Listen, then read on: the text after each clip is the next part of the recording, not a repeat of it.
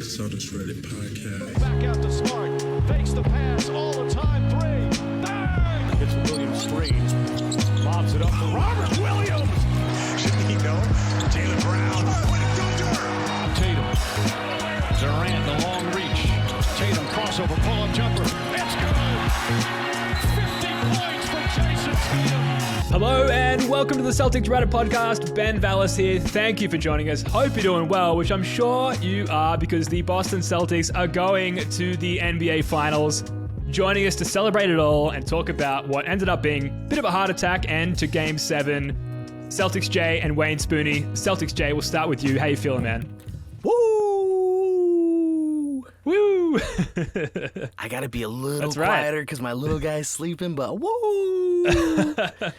Of course. Man, oh God, oh, yikes! I can't entirely articulate exactly how amazing this feels. But like, I'm watching them interview Marcus Smart in this moment, and I'm looking at him getting choked up, and I'm seeing just the glossiness in his eyes as he's getting like just those, those little bit of tears.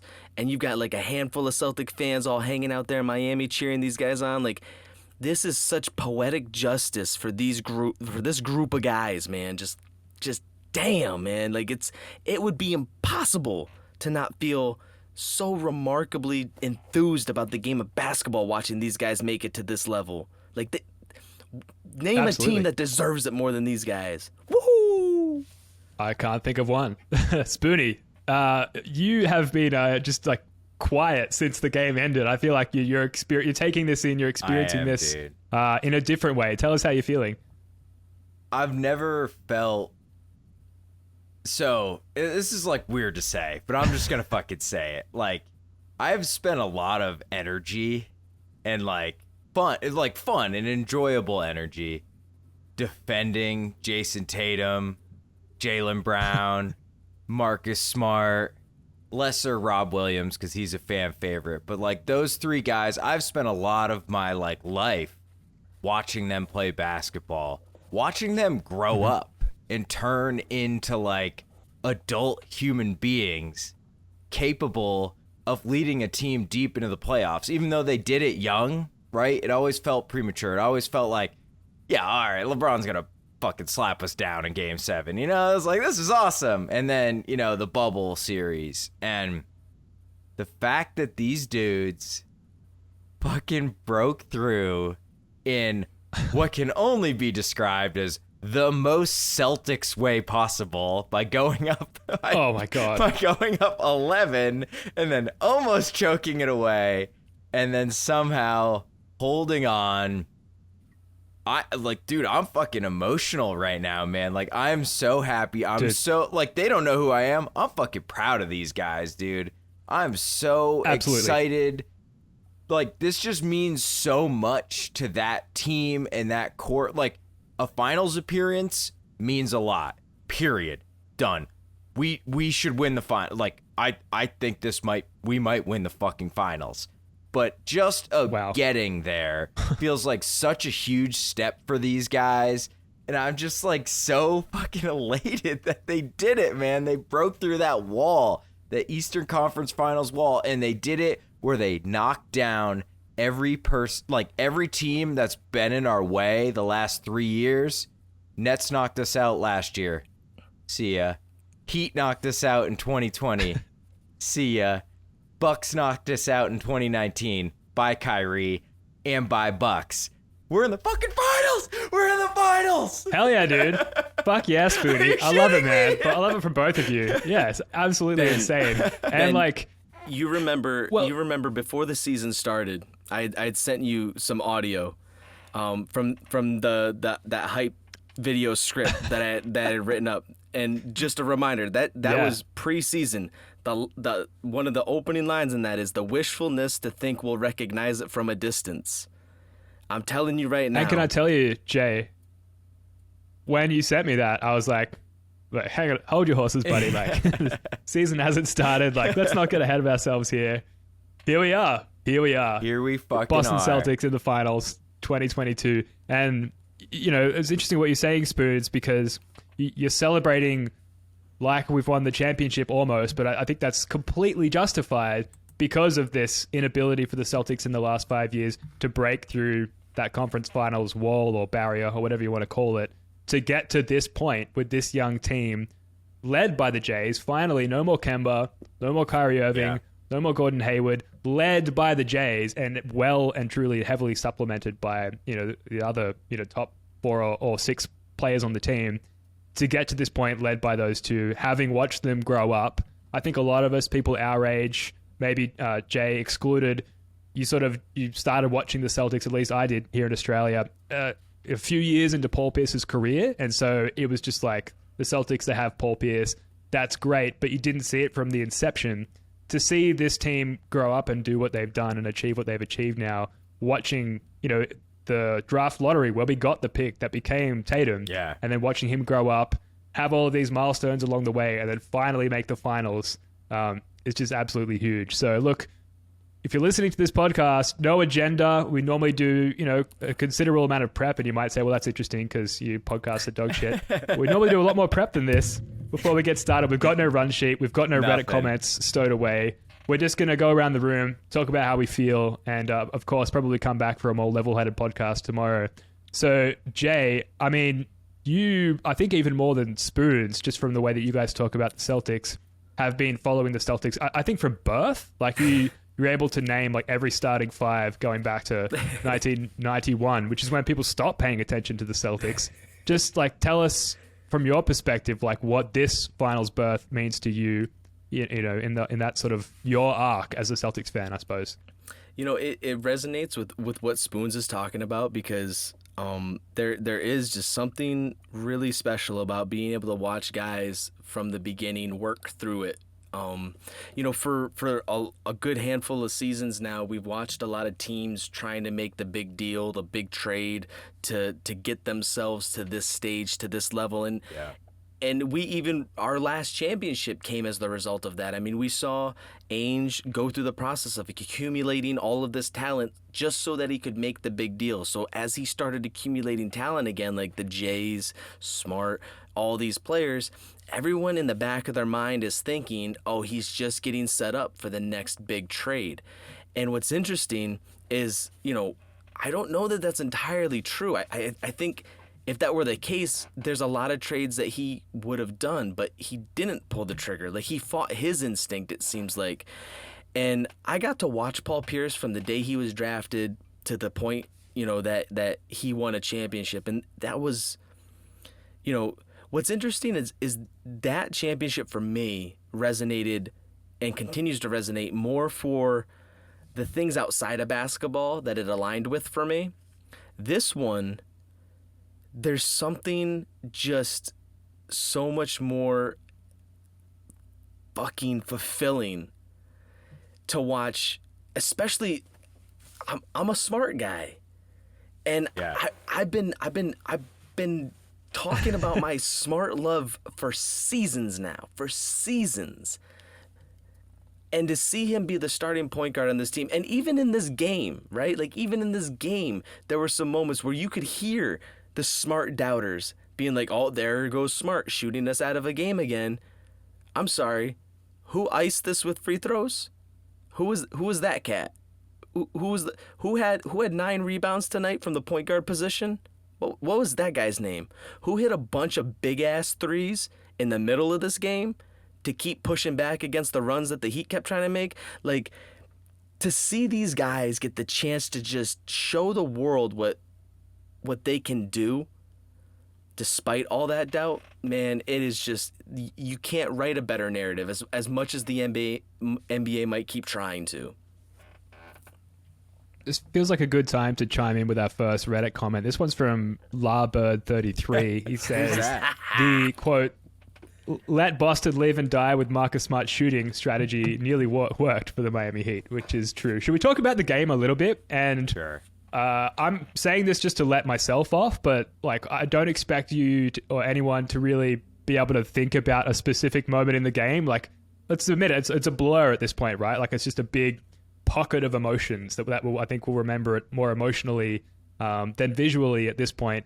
Having said that, it will start with you, Spoons. Like, just talk about the game and how the Celtics, to the best of your abilities at this point, like how they came out with the win in this one. Yeah, I don't know if this is true. I haven't checked the box score since the game ended, but it felt like Tatum and Brown did a really good job limiting turnovers. So at one point, It is true. I think at halftime, they both had 0. And I just think we've been saying it all series, like, just don't turn it over. They can't score on us. Just do not turn it over.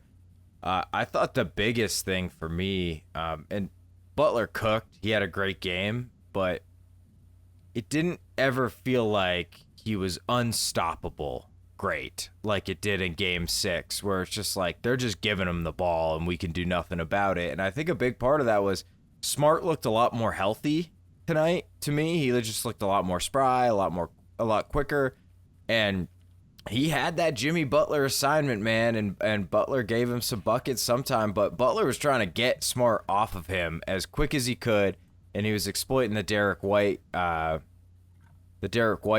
as much as he could. And I just thought on the offensive side, I'm just fucking rambling, but here we go. On the offensive side, I thought I love it, man. Jalen especially, he turned it over a lot when you get like into that first defender's body, and as you're going around him, the Heat, that's when they dig in. That's when they go for your handle.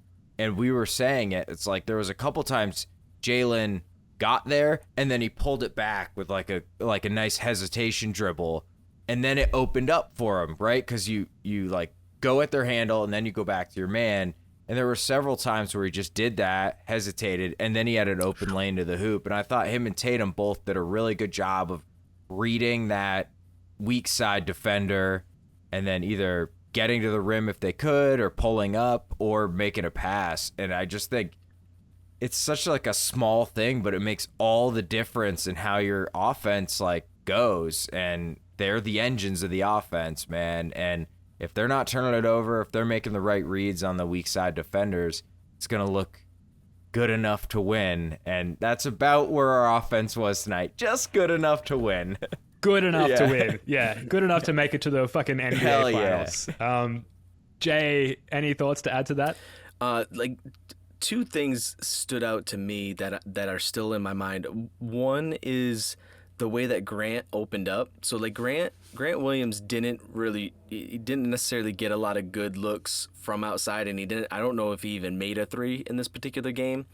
But the way he opened up and the way he was running down the court early to get those lead ahead passes for some easy buckets to help us get that early lead, that'll get lost in sort of like, you know, the drama of everything else that happened in this game. But he deserves, I think, a lot of love for the way that he helped us get out early and establish that quick lead.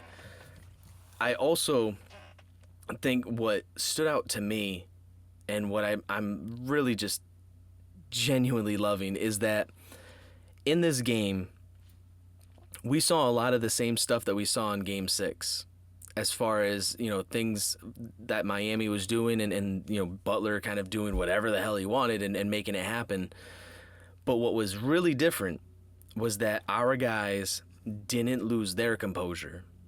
There was a couple of times we got a little loose, but they always seemed to come back. And even at the very end, when it looked like everything was falling out from under us, I mean, I know each of you guys felt it too, right? Like that thing got down to what was it, like 3 or whatever in the moment, or two before Mark Felt it. It got Two. down to Felt 2 it is an understatement. Marcus goes to the basket to get to the free throw line, but even then, like, they didn't lose composure. They were still running their stuff. They were still being the ones making decisions. And that didn't mean that every decision went exactly how they wanted, but they were staying in control. And that's the quality of a championship team. Like, that is what you've got to do. And here's the thing. They haven't even reached their potential yet. This is their first year fully engaged as a unit. First year with Ime as a coach. Ime is a rookie head coach. Yeah, dude. This is like curse status. Ime is a rookie head coach. Yeah. Woo! Amazing. Yeah, I didn't even think about that, honestly. Like I'm just thinking about the players, and we were talking about to begin the pod, like these guys that we've watched grow up. Udoka just comes in. Let's go to the fucking finals, baby. Year one. Let's go. That's amazing. Shout out to Peyton Pritchard. Played 2 minutes 26 seconds, 0 for 0, -3. But we love you. Another Reddit comment. This is from Yoseri the Jumper writes, "Congrats, Big Al. You're finally going to the finals." The reason I wanted to call that comment out is, again, like we talked about the homegrown aspect of the team. I had said on previous podcasts that Al almost feels like that. He is. Because of, he has an extended tenure with the team, and we've seen him make certain leaps and developments in his game. Obviously not from an athletic standpoint, but from a way that he, I don't want to say learns to play with a decent team, because obviously he played really well with that 60-win Atlanta team. But we've certainly seen him make adjustments to his game and how he can assert himself as not the guy. So to see Al Horford hoist that conference finals trophy, just as satisfying, in my opinion, as watching Tatum or Smart or any of those do it. So shout outs to Al Horford. Any comments on Al Horford or any other like edge cases that you want to make for any other like non-primary players on the roster?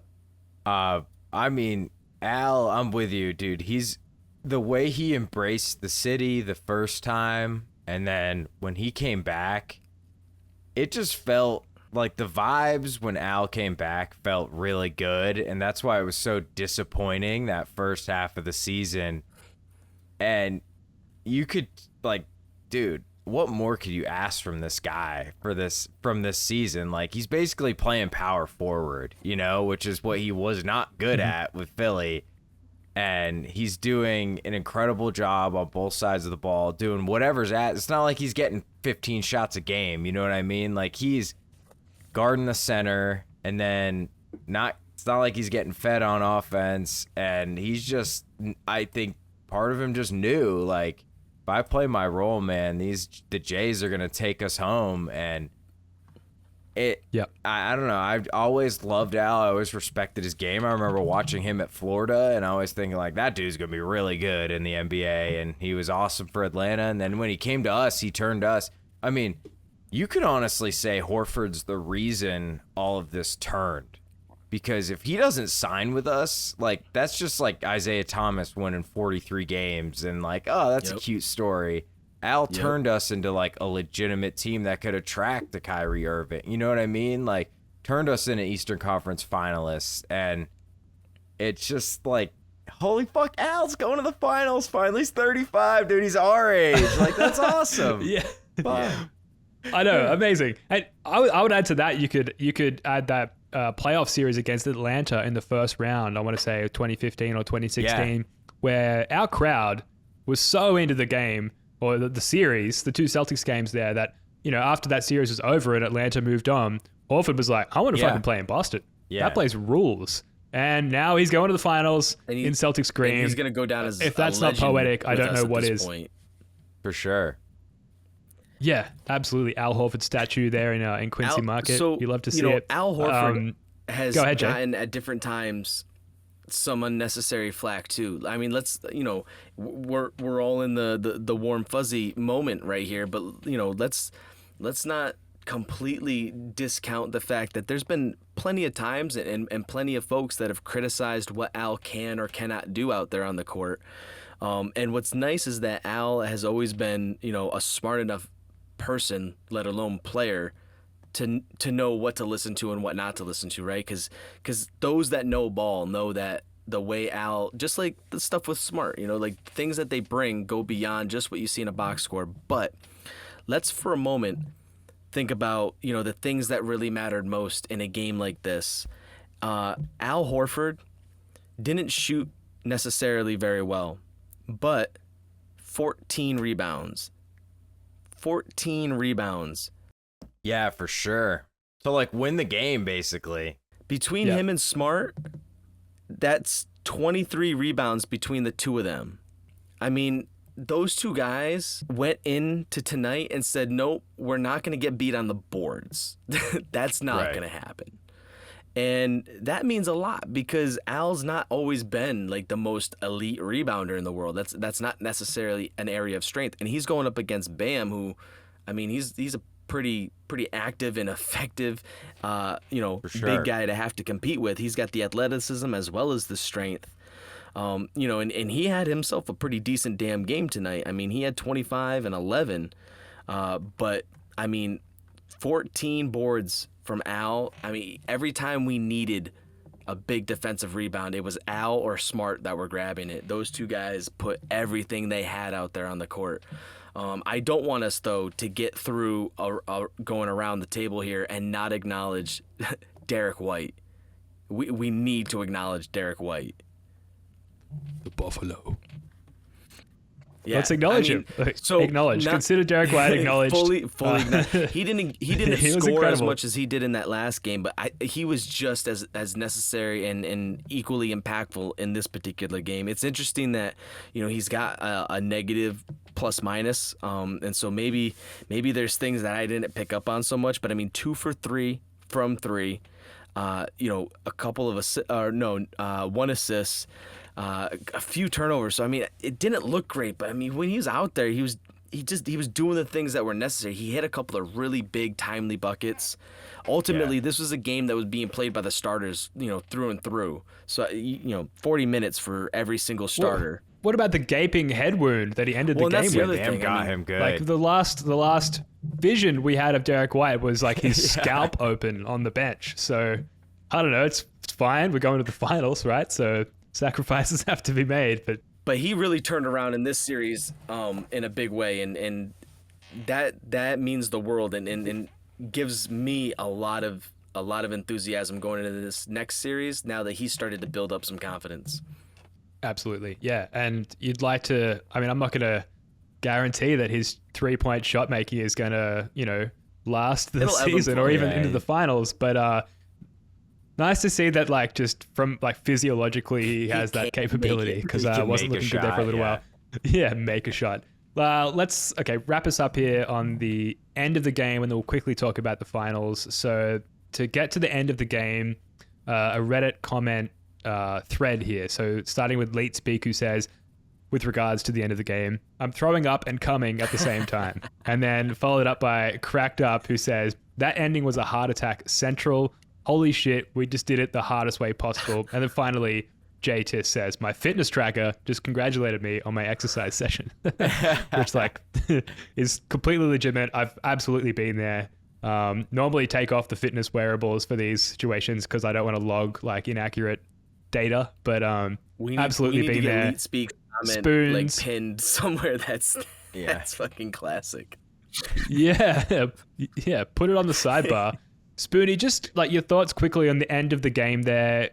There was a while there where it looked really good, and then there was that pocket of time where I'm sure a lot of fans were like, we're going to give this game up in the worst possible fashion. And you could picture yourself scrolling through RNBA and like seeing all the fan bases pointing and laughing. And I don't know about you, I was going through that moment. So just walk me through that and then us overcoming that in the end there. I think where I really started to feel like, holy shit, we're going to lose this game was when Strus hit that prayer 3. I mean, he had no business making that shot, because I think that made it 2. And when it was 5, it's like, all right, man, there's a long way to go. Still, our defense had been like, we were playing good defense. They were just hitting some shit, and that's what they did in game 6. And I was like, that'll never happen again. And then at the worst possible time, it starts happening. Like Lowry's hitting step backs and all this stuff. Well, it was the putback right before that 3-2. And that putback was like, he had the Strus tip can even dunk. do that? Yeah. I know. Yeah, that was crazy. He hits that 3, and then when Butler pulled that from 3, dude, I thought it was in. I really did. I thought, wow, I better get ready, get the excuses out, get the sadness out, because this is going to be a disaster. And when that missed, and I think Al secured it, I mean, it's just, what an insane range of emotions. That's why we love basketball, man. That's why we watch this shit. You know what I mean? Full spectrum in like 5 seconds. Yeah, exactly. Jay, any thoughts there before we wrap up? It is. It's a roller coaster. It's just a roller coaster, and the difference between the teams that make it and the teams that don't, and we saw this in Tatum's rookie year, right? The biggest difference is in those closing seconds, can you keep your shit together just well enough to pull it off? Right. And we demonstrated this year that we can do that. And yeah, I'm not gonna get on my soapbox on other issues that we had to overcome in this game, but I'm surprised you haven't mentioned the refereeing so far. But I just want the yeah. record to show that I'm as unhappy with it in a win as I was with a loss, and you guys are witnesses to that. Right. Yeah, I feel you, man, for sure. I'm gonna save that for an factor. off-season it wasn't a special, factor in the end. when I do my expose on the crooked ass refs. 30-minute video breakdown. Look out for it on the YouTube coming. channel. So the Celtics have made the NBA Finals the first time since 2010. 2010, I was a very young man. Not so much now. So I'm looking forward to like taking it in through the eyes of a elder mage. I don't know. With I don't know what I'm money. trying to say here. The game 1, Thursday, June the 2nd, and then some nice breaks in between games. So game 2, Sunday, June the 5th. Wednesday, June the 8th, Friday, June the 10th. I'm going to be in Boston. I'm going to book my flights after we wrap this podcast on the 8th and on the 10th of June for those games. There's a slight chance Spoonie meets me out there for one of them. Less of a chance that Jay does, although I'm going to continue trying Which to twist game are your you arm. going to? I'm going to both the first 2 Boston games, so June 8 and June 10. I'll be there, and I'll be there in the days between as well. I might be able to catch a Friday. So that'd be nice. Grab a beer, talk some Celts. Yeah, it might depend when my flight gets in town, so I'll keep you posted. But yeah, listen, no matter what, you're gonna have a blast. It's gonna be awesome, and you're gonna watch a victory. 2 victories. I certainly hope you're right. And we'll talk more about the finals in the next coming days. Like again, this is emotionally charged as a podcast. Pure chaos. I mean, a lot of people have said that if the Celtics make the finals, that they expect them to win. A lot of people said that if the Celtics don't made listen to any of that nonsense. People have been talking like so-and-so is going to win every goddamn series. Every time one team wins, they're going to run away with it from there, and then the other team's cooked, and then the team comes back and wins a game, and then they switch their mind. Yeah, and going into this series against the Heat, which thankfully we got out of, the prevailing sentiment was, Celtics are the better team, of course they'll win, and like they literally just won. It was fucking crazy how much they only just won. But they won, and that's what's going to go down in the history books. Not how they won, not how they almost lost, but just that they won. So, Spoonie, we had your take on the finals a second ago that you think the Celtics may well win. Jay, I feel like I know what you're going to say, but how do you think the Celtics will fare in the finals? So, historically, we've done pretty good matched up with the Warriors. Brad's always seemed to have a good sense of how to manage the perimeter threat that they capitalize on so well. But they've got some new wrinkles now that they haven't had really in the past that we've had to, deal with. So, they are a very uniquely different team than what I think we would recognize from years prior when we, took a lot of pride in competing well against them. So I don't really know much what to expect other than what I've seen from the games I have caught for them so far in the postseason. They look not similar in like play style necessarily, but they just look similar to us in that I don't know if it's so much that they're not like at the same level that I maybe expected because it's the Warriors and the way we've always talked about the Warriors, or if it's just that weird that we're finally peers, right? Now, obviously, they're not the 4-headed monster that they were when KD was over there, but Steph Curry is still a beast. Clay is still a beast. Wiggins has found a way to be effective and impactful. Draymond has been able to make his ghost useful. And Jordan Poole is coming out of nowhere and, kind of becoming the media darling, and everyone, is making him out to be the new Kyle Kuzma. So it's going to be, I think, just a ridiculous onslaught of media-driven narratives that will be founded and based in very little reason, logic, or fact. it'll just be a bunch of people pontificating, trying to like work their lean into it. Ultimately, this is going to be a blast to watch. It is going to be a blast. You've got one of the all-time greatest offensive point guards that has ever played the game going Marcus against Smart. one of the all-time greatest defensive point guards to Going ever play the against game. Steph Curry. I am That's the energy I we am need. so excited. So excited. There's so many. I'm just sorry. I am listening to you, Jay. There's just so many like brutally offensive comments in the post game thread that I can't use. A lot of them directed at Kyle Lowry. Yeah, it's Oh my god. yeah, it's going to be a lot of fun. And look, we're going to do Yep. several more podcasts between now and when Game 1 starts. So We finally Look get a out. break. We finally Yeah, get some I know, time. yeah. I need time off more than the Celtics do, I think. absolutely, yeah. So look forward to that, guys. We're about to Spoons wrap needs up a here. nap. We're about to wrap up here. Any sort of final sentiments or comments you want to add? You want to pause and talk more about this fantastic moment, or save it for I later? do have one thing that I want to say. Please. And I kind of said this to you offline a little bit, Ben, but again, I just want to throw appreciation out to you and the rest of the podcast team that we have here, because this has been an exceptionally enjoyable and rewarding experience for me throughout the entirety of the year for reasons that are even beyond basketball. And then to add to that, the community dynamic that we've been getting from the playback group that has been continuously growing with each game. We're closing in on 100 members to that group now that are able to watch these games live with us while we're commentating, and they're giving their feedback and insight, and we're able to bring folks up on stage. Like, that whole experience has been just so damn enjoyable and also rewarding, because I'll tell you, as much as it's great to see the Celtics win on any given night, the fact that we got to not only witness the Celtics win tonight, but got to enjoy that with so many other Celtic fans from all over the country, from all over the world, all in the same space together, was just absolutely beyond anything that I could try to put into words. And y'all know me well enough to know that I try.